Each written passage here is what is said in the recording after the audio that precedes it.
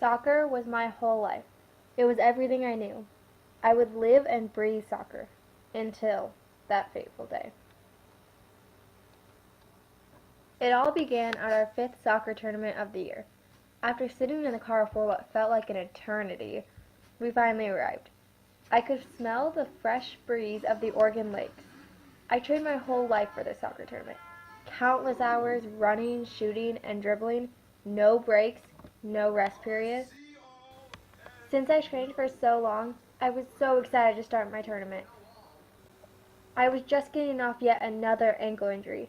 I almost made it through my first game until it happened. When I was going up for a header, another girl went up too. She elbowed me in the back of the head and I collapsed to the ground, hitting my head on the cold, wet ground. Everything went dark. I could not speak. I could not hear the voices around me. I could not move my body. I was terrified. I did not know what was going on. I could not breathe. I was alone. My eyes fluttered open and I was overcome with fear of what just happened. The sun shined brightly into my eyes and I felt as though 1,000 hammers were pounding against my head. As my vision cleared, I saw my team and my coach huddle around me. Everyone was talking at once with terrified looks on their faces. As my parents ran as fast as their legs would carry them, my coach proceeded to help me up. Everything is blurry. When my parents got to me, my symptoms have gotten worse. They took me to the hospital to see the doctor. At this point, I was terrified. I didn't know what would happen. They put me in this dark, cramped tube and then proceeded to ask me questions. How are you feeling? Do you have any metal on your body? After I answered each question, they then pushed me further into the small, dark space. Suddenly, a bright blue light went around and around and around in circles. There was a blasting noise that made my ears ache. I could feel my nerves increasing each minute that passed. Would I need surgery? What if I had brain damage? What would happen to my soccer career?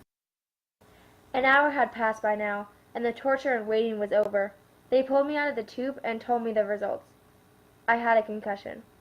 I felt a pain in my chest as my heart shattered into a million pieces. I could not believe it. All my hard work, all my commitment, all those hours, months, and years training was all destroyed in a matter of a few seconds. I could not believe what was happening. My whole life, my passion, what I lived for, was ripped away in one measly sentence. You have a concussion. I never knew how much my life would change. I had to drop classes, not text, and could not function without throbbing headaches. I have no more friends. You are worthless. You can't do anything. Those sentences echoed in my brain for 7 long months. I thought there was no way out. I was trapped. No friends, no soccer, no life. Wet tears rolled down my eyes almost every day. Finally, it came. My wait was finally over. After 7 excruciating months, we finally going back to clear my concussion. We were driving to the doctor's office. I was practically jumping out of my seat.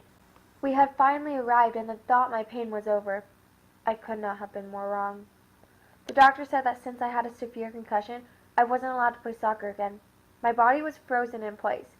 I couldn't believe what I just heard. No more soccer? What would I do with my life? My father, seeing my pain, decided to take me to the tennis courts. It was love at first sight. I never thought my concussion, pain, and depression would lead to tennis. Not having soccer taking up my life cleared the path for cross country and more volunteering for my church.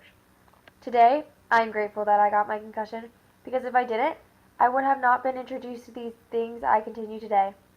Overall, I learned that even though one door may close, it may lead to other doors opening.